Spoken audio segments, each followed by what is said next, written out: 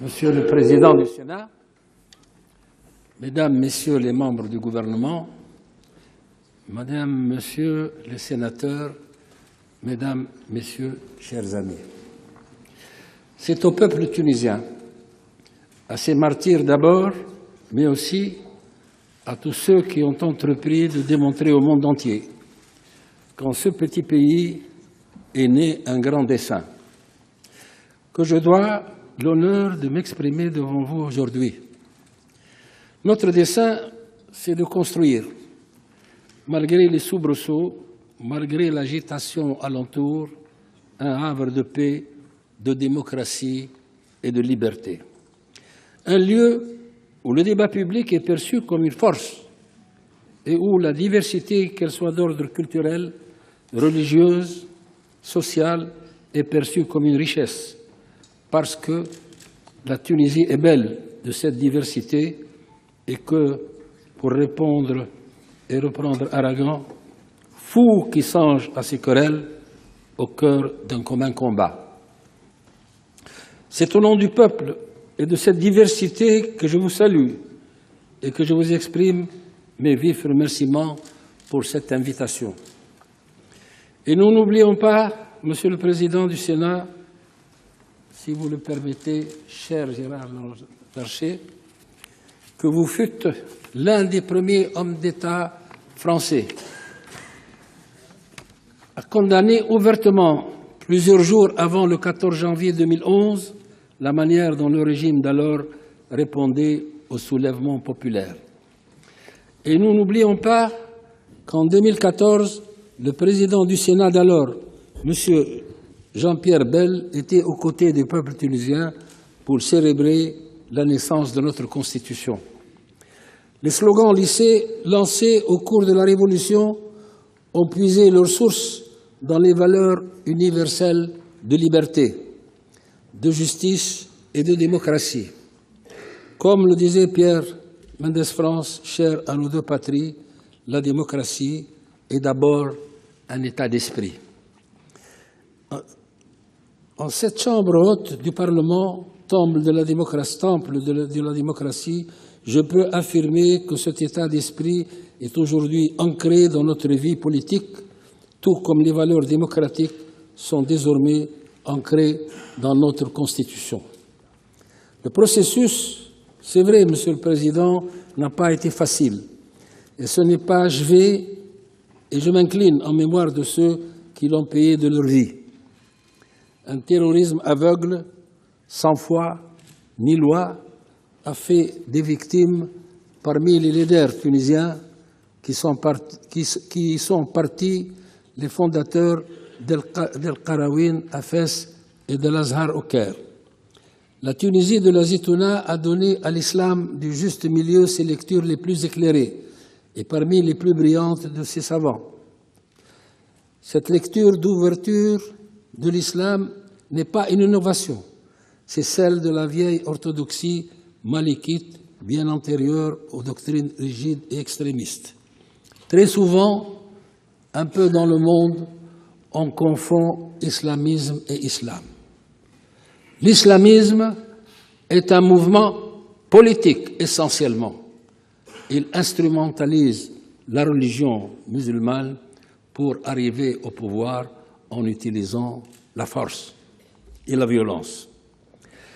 L'islam tunisien est également celui des réformateurs du XIXe siècle, avec Khaireddine Becha et d'illustres figures féminines telles qu'Aziza Othmana et Fatma al-Fahri, ainsi que des réformateurs sociaux, à l'instar de Mohamed Ali al-Hammi et Tahar Haddad.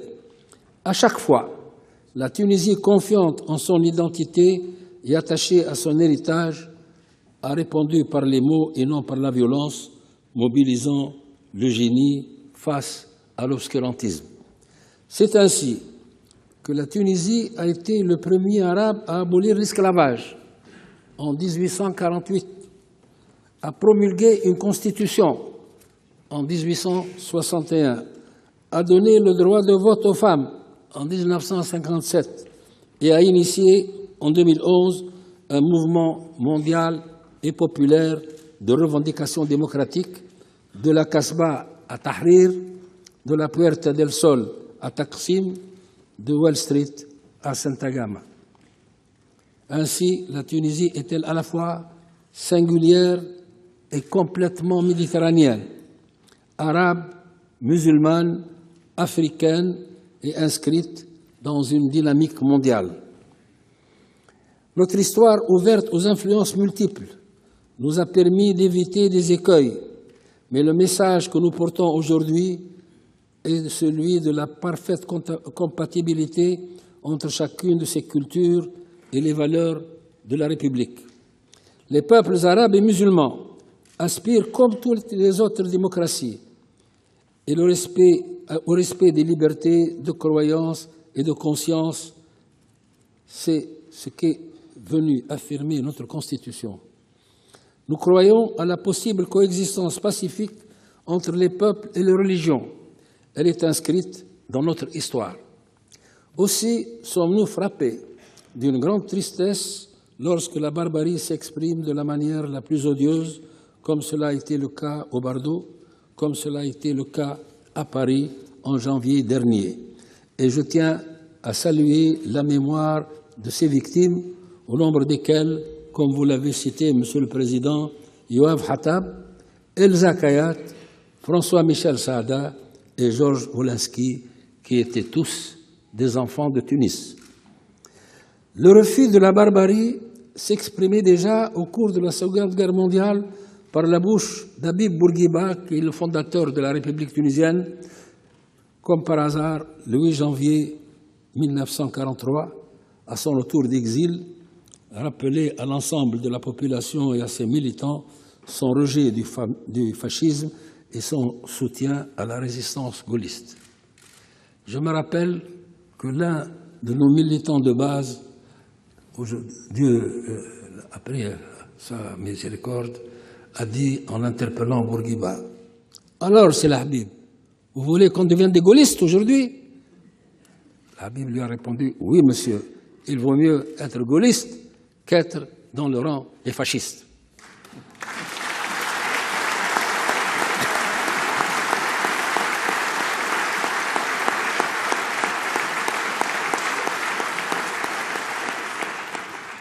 Néanmoins, nos acquis ne sauraient occulter les graves dangers qui risquent de grever le processus de transition démocratique. La situation économique et sociale du pays s'est dégradée. Les finances publiques ont été déséquilibrées. La croissance s'est affaiblie. L'investissement privé s'est ralenti et le taux de chômage a fortement augmenté. Les exemples historiques sont nombreux qui montrent que des révolutions échouent par dégradation des situations économiques. À tout cela s'ajoute le prix très lourd que nous payons en raison de la situation d'un pays voisin, la Libye. Et de plus longue haleine qui sont la pharmacie. Nous avons besoin de soutien et de plus longue haleine, des actions des plus structurantes et des plus longues haleine qui sont la formation, la réforme administrative et en ce lieu de représentation des collectivités territoriales de la République. Je voudrais tout particulièrement mentionner la mise en place d'une nouvelle gouvernance régionale et locale sur laquelle nous sommes entretenus et j'ai bien compris de votre message que vous étiez favorable à cette évolution. Pour atteindre ces objectifs, la coopération décentralisée entre villes, entre gouvernorats tunisiens et régions françaises jouera un rôle essentiel. À cet effet, nous appelons à une politique volontariste en matière d'échange, de partenariat et d'investissement fondée sur la complémentarité. Nous appelons à l'instauration avec nos partenaires d'un cadre permanent de réflexion, à la mise en place d'une fondation pour promouvoir l'intégration verticale Europe, Méditerranée, Afrique, en y incluant peut-être les pays du Golfe, mais ça, c'est un avenir beaucoup plus lointain. La France assumera en mai prochain la présidence du dialogue 5+5. Travaillons ensemble à faire de la Méditerranée le centre d'un espace de priorité partagé et non par un mur qui ne sera jamais assez haut pour garantir la sécurité des uns et contenir la désespérance des autres. Au sud, la Tunisie continuera à œuvrer pour faire du Grand Maghreb une aire de coopération économique renforcée. Ensemble, nous pouvons faire de la Méditerranée un lieu d'échange culturel, une force économique et un modèle de développement environnemental, car nous partageons les mêmes valeurs, une même histoire et nous avons une culture et une langue en partage. La Tunisie continuera de jouer son rôle de pont entre les cultures, les continents, les religions, un pont entre les jeunesses d'Europe, du monde arabe et d'Afrique. Alors, permettez-moi, Monsieur le Président, de conclure mon allocution en saluant ces jeunesses, en appelant au renforcement de leurs liens, en les appelant à être les gardiens et les acteurs des liens déjà forts et anciens entre nos deux pays. Vive l'amitié entre la France et la Tunisie, vive le Sénat français.